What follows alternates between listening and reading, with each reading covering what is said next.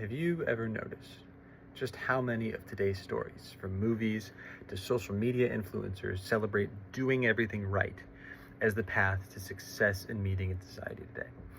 We're constantly told that if we just work harder or stay disciplined or outperform everyone else, we'll finally be worthy.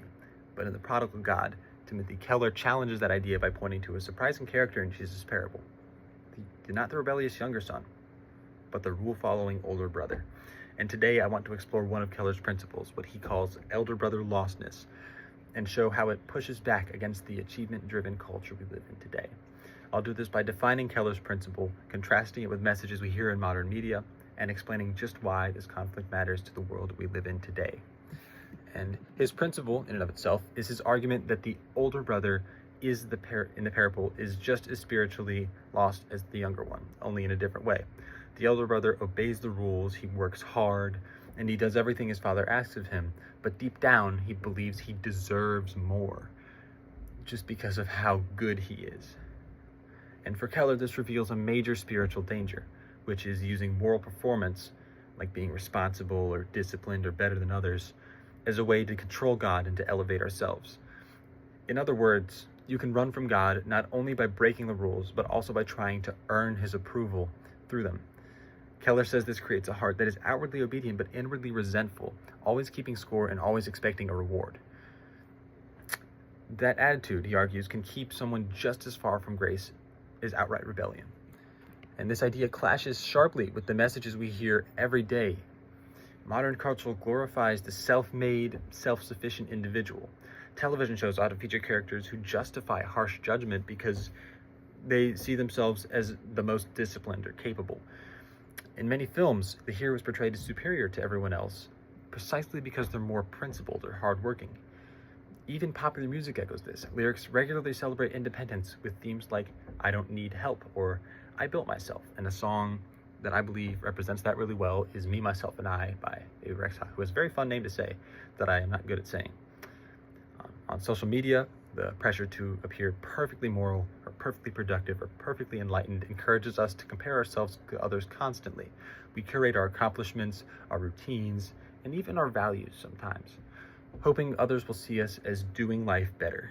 Our culture tells us that if we just perform better, morally, socially, or professionally, we're more valuable to society. Keller's principle directly challenges this. It says that the obsession with proving yourself can actually lead to resentment, isolation, and spiritual emptiness. And this conflict matters today immensely because it's not just theoretical. It affects the way we live. It fuels anxiety and burnout. And when your value comes from performance, you can never slow down. You can never make a mistake because you're always one mistake away from feeling like a failure. And my own experience with that is playing baseball. Baseball is a sport that is full of failure. There's so much failure in baseball. Some of the best players of all time failed 70% of the time, and that is a lot of failing to be good at something. And having your identity or your value be placed in how you perform, especially in sports, is something that can lead to spiritual turmoil. And secondly, it contributes to social and political isolation and polarization. We divide into groups that act like elder brothers. We're both convinced they're morally superior, each convinced that they're better, and they're both refusing to come into the feast with people who may think differently than they do.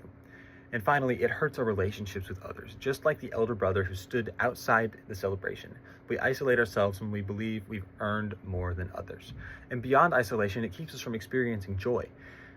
If life becomes a competition for moral or social status, even good things start to feel like threats, especially when someone else receives the credit or the celebration.